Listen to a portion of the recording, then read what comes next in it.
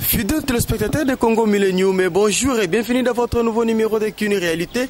Qu'une réalité présentée par votre humble serviteur Bello Belkam à la caméra, et c'est toujours l'ingénieur Olivier Divididi. Qu'une réalité, votre magazine qui vous montre toute les réalités de Kinshasa. À travers Qu'une réalité, vous apprenez quand même à connaître Kinshasa, et que vous soyez loin ou proche de Kinshasa. Déjà, nous vous offrons une opportunité d'être branché et de se connecter à toutes les réalités de Kinshasa. Qu'avons-nous prévu aujourd'hui pour vous? Juste un petit élément. Et en même temps, en misant, et puis mawali sousou, moi, parce que ce ne sont que des mineurs, ils ont basako se prostituer. Banamoko âge, ils ont varié entre 16, 15, 14 et yabasi. Elles se sont livrées dans la prostitution. Bazosa la Kindumba et en plus na boulevard. Non seulement que banawana bazaba mineur bazosa la Kindumba, mais au moins se livrer bazana lokola ba victime, il y a ba viol parce que to bengango viol pour tout rapport sexuel. Vous allez causer sans consentement ya mutu. Ça, premièrement, c'est condamné et punissable dans la loi portant protection de l'enfant. Et la même loi portant protection de l'enfant interdit plutôt tout acte sexuel pour les mineurs. C'est pourquoi nous disons que banawana du jour au jour baza violé. Et ba viol wana et zali ko bebisa même bango sur le plan psychologique. Elles sont exposées surtout pour bande konabisu à la police. Toyoka c'est que bande konabisu na balobaki par rapport au musala basalaka, par rapport à makamba kutranango et quelques causes bameka qui ko épinglé en quelques mots seulement pour nous expliquer bino la vraie réalité qui s'est passée dans les rues de Kinshasa. Suivons cet élément avec Olivier Divididi.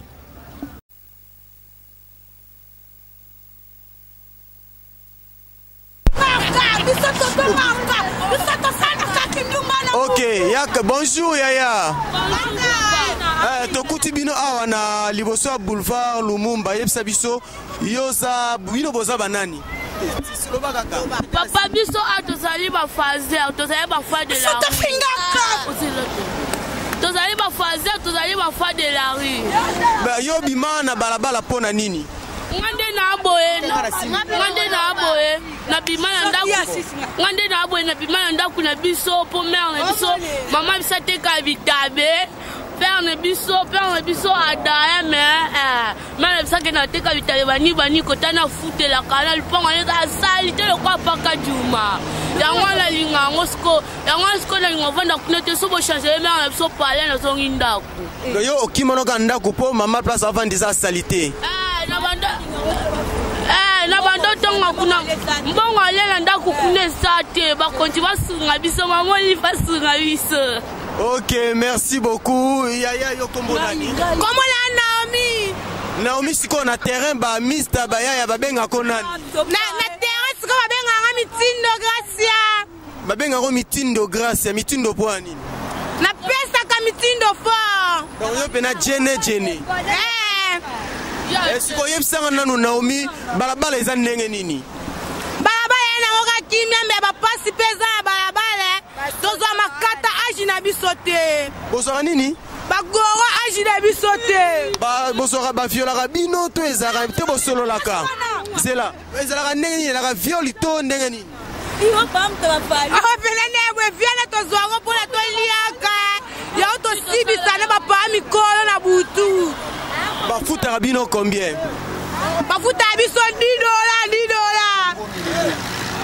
Bafuta rabino $10 par mutu. $10.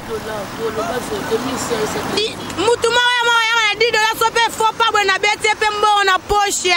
Par jour sikoyo par jour yo bima na mibali boni. Na bima na 4 ata 5 nyoso ba ba go. Mbote ndeko. Mbote.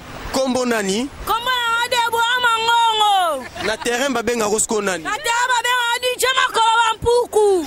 DJ Makolo Bampuku pona nini? Pona yake akuza ndumba mnene. Deborah yo bima balabala pona nini? Papa si ana mboka, mbongo ana mboka meba ebo sale la mbongo ana te. Mukonja mboka alinga futa papa. Zela, ok, Deborah, ba parents no bazaka wapi? Papa na bavani na lemba super avenue Lukuila 138. Ba parents no bazana lemba avenue Lukuila numéro 138. Sikoyo ba to bima balabala ba parents na yo ba lukaka yo te. Ba parents na ba lukaka lemba. Ba soda msana bango. kotanga komba ba soda te po tozo senga mwa kimia tozo banga balandanga sima te na yebi ba olandelanga baza en civil lobala mngongwa se ba soda msana bango bakanga biso na butu basi ba biso bafuta mbongo to ezalaka na makasi ya makasi so na ala mele budget pa la beto massage so boyi bakangyo koto bakodo ba ata selection 20 surtout ba soda échanger siko bino ndembo zalaka bongo bafuta bino combien po bo sala passage bafuta bino combien par passage basoda basala biso fele bongo bamombenga mususu bamombenga siko misusu bafuta combien bamombenga bafuta biso ba 2000 ba 1500 ba 500 siko Deborah yo par jour obima lokwa na combien ma par jour so na melidi amba na butu na marché na bimala ba 15000 ba 16000 obima ba tête pe combien par jour pour yo sentir bien ata 5 ata 10 ba tête nyoso kaka makambo soda ma certaine de kolanga bo awanga ni zemi yango kanda wana yo mona ka fo bima na fona bima kala mtema mabe kaka po leta lingobo sa Kongo te biso peto sala mafu yango kaka makambo eza siko ndenge nini yo be lobela nanu papa ndi to aboye netika yo po betisaka na balabala yo po betisaka papa ngape na betisaka na 2000 na 3000 yo passage moko ezalaka combien passage neti na mindele za $20 $10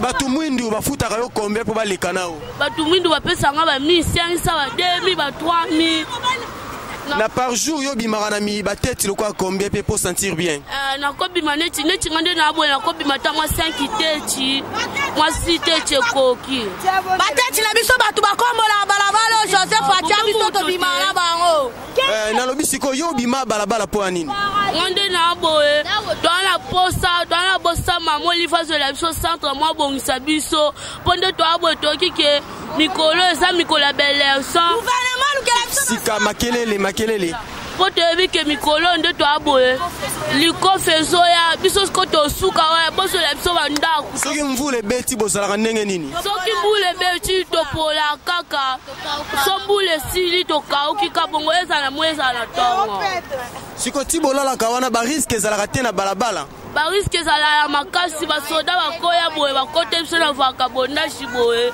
biso po mona ya toana chance ate banini ka bakeka bakangi biso badobe biso na makasi siko soki zemi bosuka ndenge nini papa leti ndo to abo so leti zemi tokenda na niveau centre mo bozala na bebe centre tokota na centre ONG centre ne botisaka basi me bana bavanda kate ebochaka basa zemi na lobi siko bino ndenge bolalaka na balabala boye bozo passer ba journée na bino na balabala bozo kende mais nini bozo lisusu bazemi mibala ngo bazala na préservatif te papa mibali o ba cha biso bazemi mibali o biso moya ba shege to lingaka oya bino moko bokendaka sans préservatif mibali le biso moto kenda na bango sans préservatrice OK nani so azali kamba ko bakisa wapi OK merci beaucoup.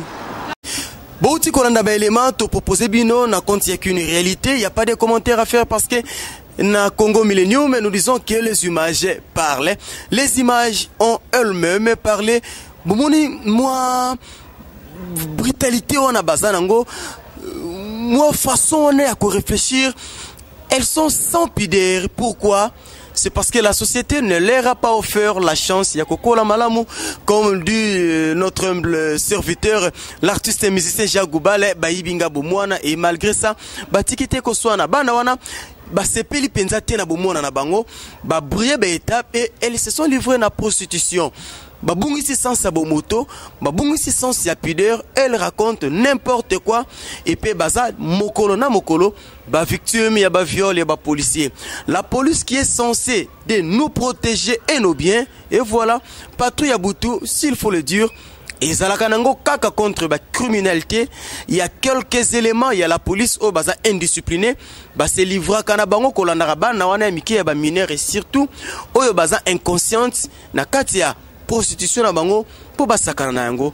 Si vous avez aimé ces images et cette émission, dites énormément merci à celui qu'on appelle le boss de l'air boss, le Veriki du Bendi, et nous disons un grand merci à celui que nous appelons Papa Désiré depuis Irlande, Papa Désiré Motema ya mama bia la ministre yende pena zali moko penzi ya biso na mwakati. Donc Papa Désiré ndenge tolobaka ba fait yango pe pene tozozela kaka tozozela nelika ke kosimba.